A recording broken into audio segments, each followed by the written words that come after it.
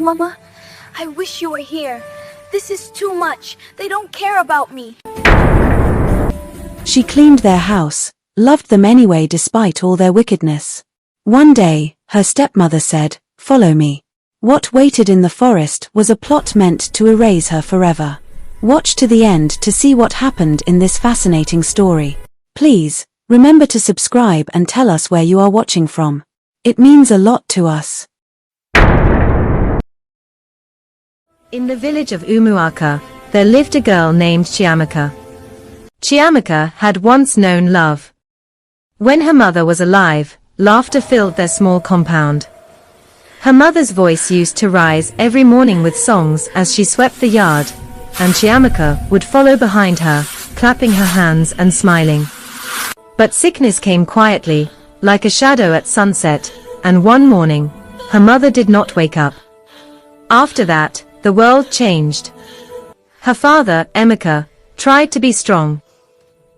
He cooked when he could, braided her hair clumsily, and told her stories at night. But loneliness weighs heavy on a man, and after 2 years, Emeka brought home a new wife named Uzo. Uzo arrived with her daughter, Chika.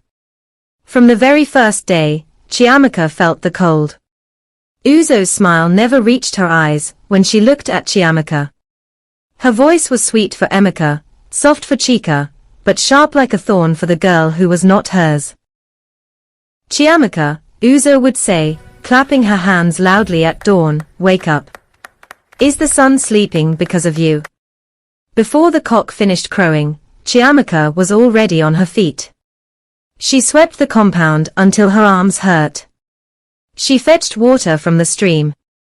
She washed clothes until her fingers wrinkled. She cooked, cleaned, and scrubbed while Chika slept, laughed, and played with her friends beneath the udala tree. One afternoon, as Chiamaka bent over scrubbing pots, she heard Chika laughing. "Why do you work so hard?" Chika teased, spinning around. "Oh, I forgot. You are the maid." Chiamaka lowered her eyes and said nothing. She had learned that silence was safer. Emeka noticed the change in his daughter, but Uzo was clever. Whenever Emeka asked questions, she would sigh deeply and say, "I am training her to be strong." The world is not kind to lazy girls. Emeka wanted to believe her. One evening, a drumbeat echoed across Umuaka. News spread quickly. The prince of a nearby kingdom was searching for a wife, and families were invited to present their daughters during the upcoming festival. The village buzzed with excitement. Girls practiced dancing. Mothers whispered prayers. Fathers spoke proudly. But when Uzo heard the news, fear crept into her heart. She watched Chiamaka that night as the girl knelt by the fire, her face glowing softly in the light. Chiamaka was beautiful in a quiet way. Kind eyes, gentle hands, and a heart that showed in everything she did. Uzo's chest tightened. If the prince sees her, Uzo thought, he will never look at Chika. That night, Uzo could not sleep. She turned and turned on her mat, her thoughts growing darker. By morning, a plan had begun to form, slow, dangerous, and cruel. A few days later, Uzo called Chika aside. "Come," she whispered. "I have work for us." They walked beyond the compound, past the tall grasses, to a lonely patch of land behind the old forest. With hoes in their hands, they began to dig. Chika paused. "Why are we digging here?" Uzo's eyes were hard. "Do you want to be a princess or not?" They dug until their arms ached. The hole grew deep, deep enough to hide something forever. Back at home, Chiamaka was unaware. She hummed softly as she swept, dreaming quietly of the festival, though she knew she would never be allowed to attend. That evening, Emeka watched his daughter as she served food. "You work too much, my child," he said gently. Before Chiamaka could speak, Uzo laughed. "She likes it. Don't you, Chiamaka?" Chiamaka nodded, though her chest felt heavy. That night, as the moon rose over Umuaka, Uzo stood outside, staring toward the forest where the hole waited. She smiled. And far away, the earth itself seemed to hold its breath. The days leading to the festival felt different in Umuaka. The air itself seemed to vibrate with excitement, as if the wind carried gossip from compound to compound. Women pounded yam with louder rhythm. Children ran faster through the red earth paths. Drums were tested and retested, their deep sounds rolling through the village like thunder that promised rain. Chiamaka noticed everything, even though she pretended not to. She watched from the corner of her eye as girls practiced dances in the open square, their wrappers bright and their laughter free. She listened as elders spoke of the prince, how tall he was, how kind, how he wanted a wife with a good heart, not just beauty. Every word pressed gently against Chiamaka's chest, stirring something she did not dare to name. At home, Uzo watched too, but with a different heart. She saw how villagers greeted Chiamaka warmly. How old women nodded at her with approval. How even strangers smiled when the girl passed. Each smile felt like a slap. Each kind word fed the fire already burning inside her. That night, as Chiamaka scrubbed cassava bowls by the fire, Uzo called out sharply, "Chiamaka. Tomorrow will be busy. You will wake before the sun." "Yes, Mama," Chiamaka replied softly. Chika rolled her eyes and laughed. "She always wakes early. She was born for work." Uzo smiled at her daughter, then looked back at Chiamaka with cold eyes. "You will fetch firewood. You will clean the store. You will help me prepare food for visitors. Do not be slow." Chiamaka nodded again, though her arms already ached. Later, when the compound grew quiet, Emeka sat beside his daughter. "You have been quiet lately," he said. "Do you wish to attend the festival?" Chiamaka hesitated. Her fingers twisted in her wrapper. "It is not for me, Papa."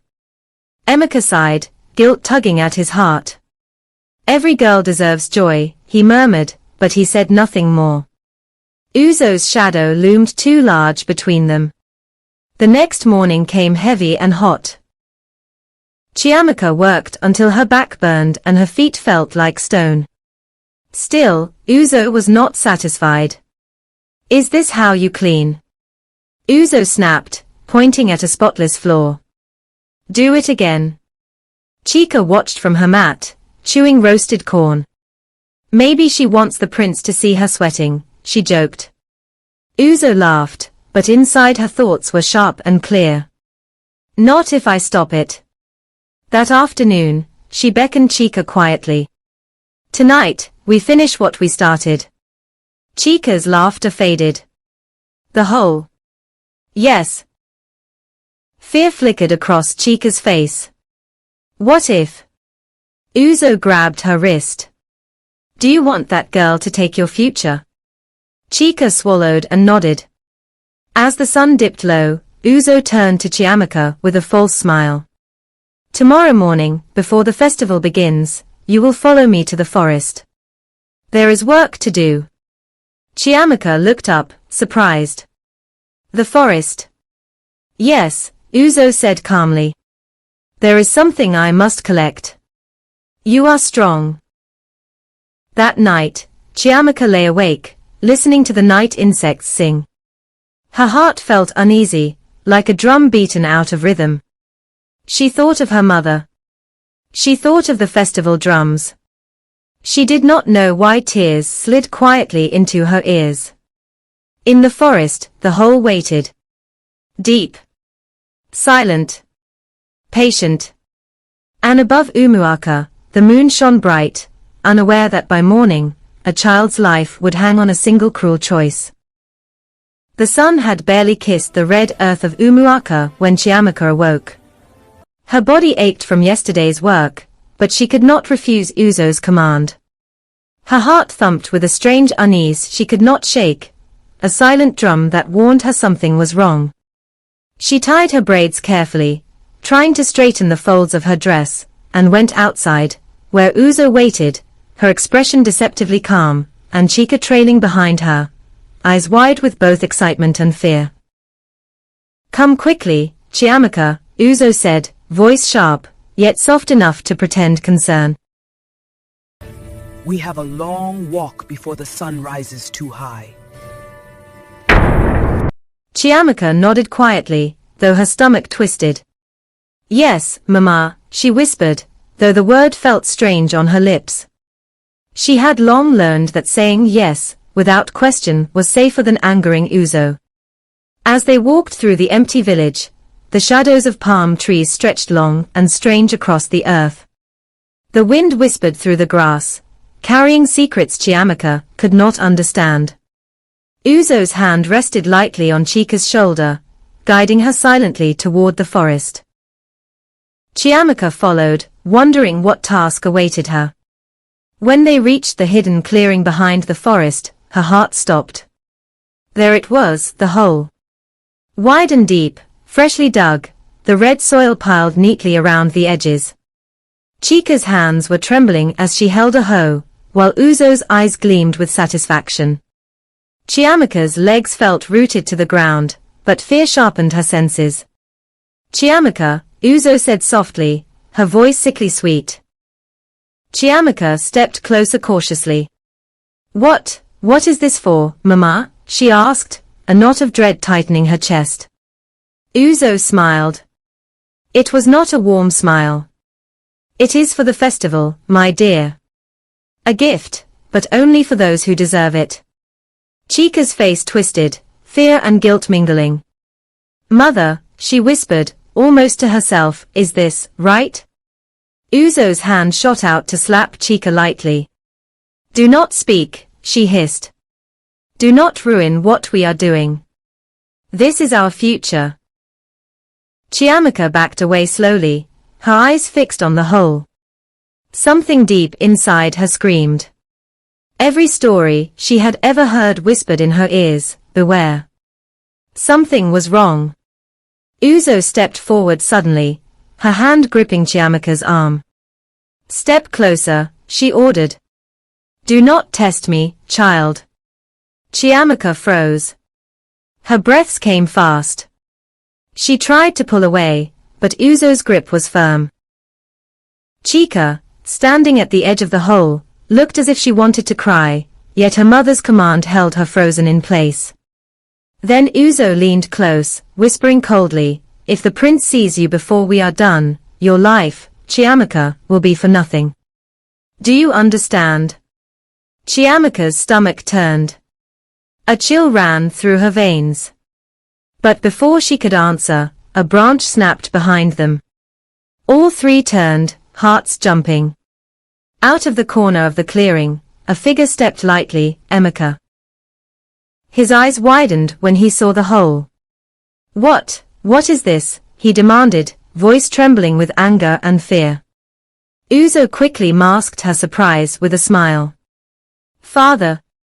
We were just digging for the festival decorations." "Yes, see. This is how we plant flowers for the celebration." Emeka narrowed his eyes, suspicion flickering. "Flowers? In a hole this deep? Chiamaka, are you in danger?" Chiamaka opened her mouth to speak, but words failed her. She shook her head slightly, eyes pleading for help. Uzo stepped in quickly, grabbing Emeka's arm. "You misunderstand, husband.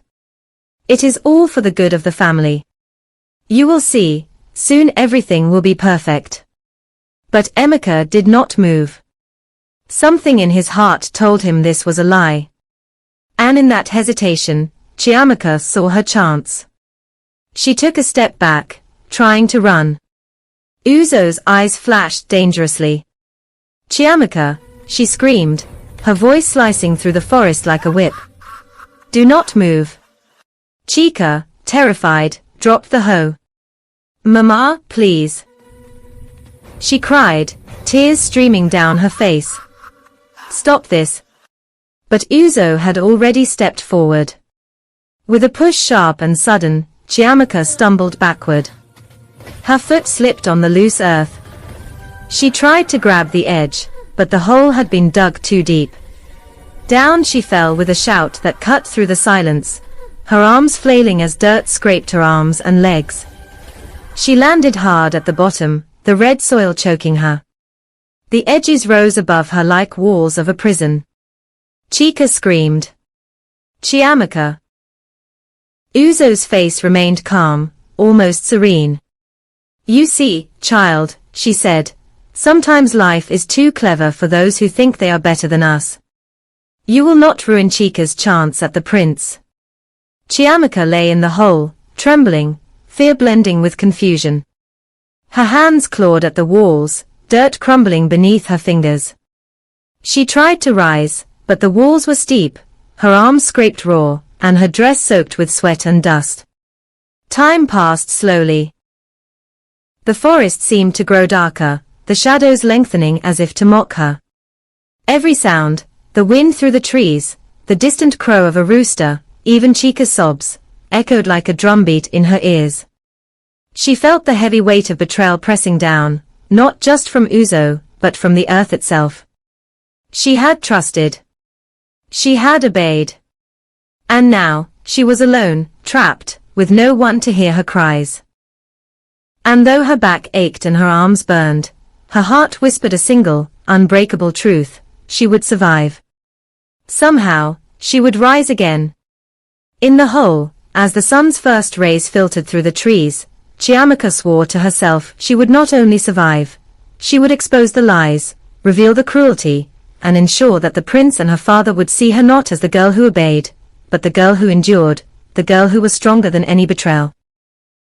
And far above, in the clearing, Uzo smiled, unaware that the seeds of her own ruin had already been sown. The forest seemed endless, dark, and alive as Chiamaka lay in the dug-up hole.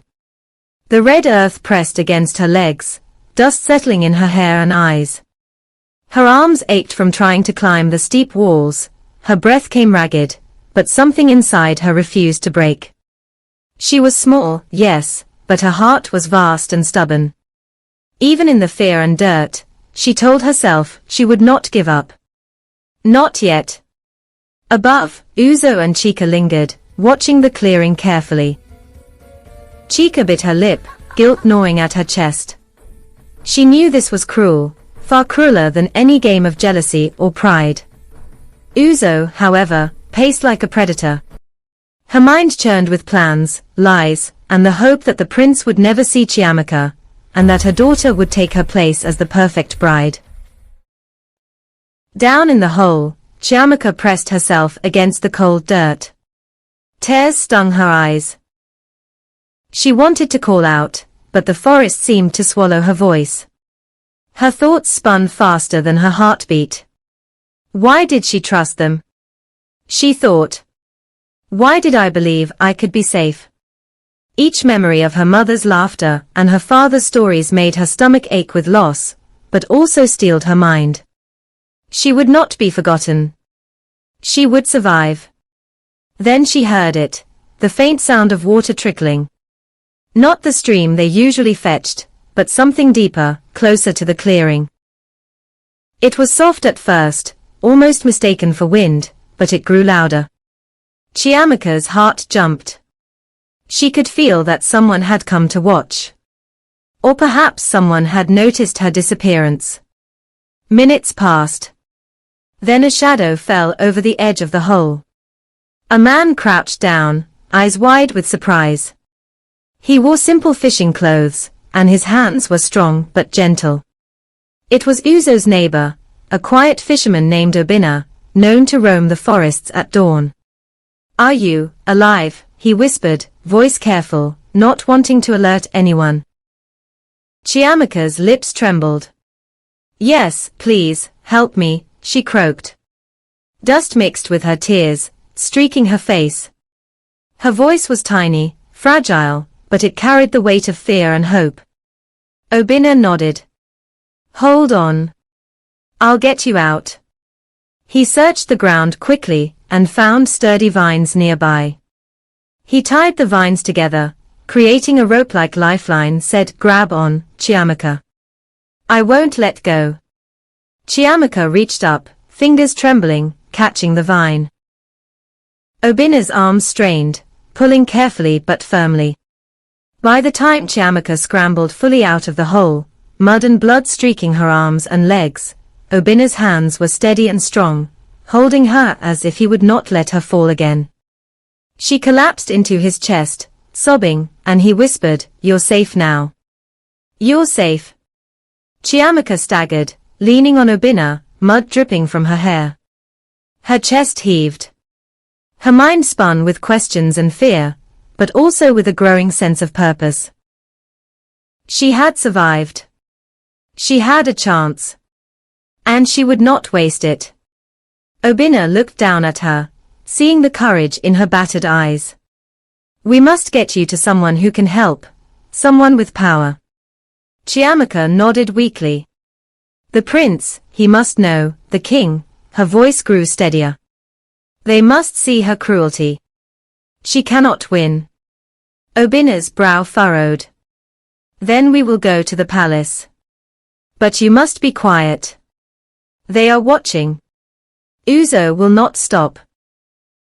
As they made their way out of the forest, Chiamaka could not forget the betrayal, the darkness, the sharp teeth of fear she had felt in that hole. By the time they reached the main road leading to the village and beyond, dawn painted the sky with strokes of gold and orange. Chiamaka looked back at the forest. It had been her prison, her danger, and yet, it had also been the place where hope found a way through. Obina turned to her. "We must go now. The prince is waiting, and the king must hear the truth." Chiamaka nodded, determination hardening inside her chest. "Yes, and when they hear, they will know. They will know everything." And far away, in the palace, the drums of the festival began to beat, unaware that the greatest story of the kingdom had not yet been told. The prince was preparing to choose a bride. Villagers filled the courtyard, laughing and singing.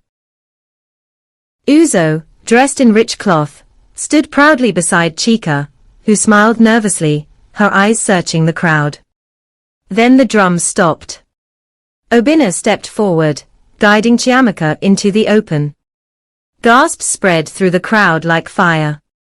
Chiamaka looked weak, but her eyes were strong. The prince stared, shocked by her condition. "What has happened to you?" the prince asked. Chiamaka took a deep breath. "I was sent away so I would not stand here today," she said. "They tried to bury me alive." A deep silence fell. The king stood slowly, his face dark. "Bring Uzo and her daughter forward." Uzo tried to laugh, but her voice cracked. Chika began to tremble. When the guards surrounded them, Chika fell to her knees, tears streaming down her face. "I was afraid," Chika cried. "My mother said we would lose everything." Uzo screamed, denying everything, but the truth was already standing before them, breathing, wounded and alive. The king raised his staff. "Evil that digs a hole for another will fall into it themselves." By sunrise, Uzo and Chika were banished from the land, forced to walk away with nothing. Chika looked back once, regret filling her eyes, but it was too late.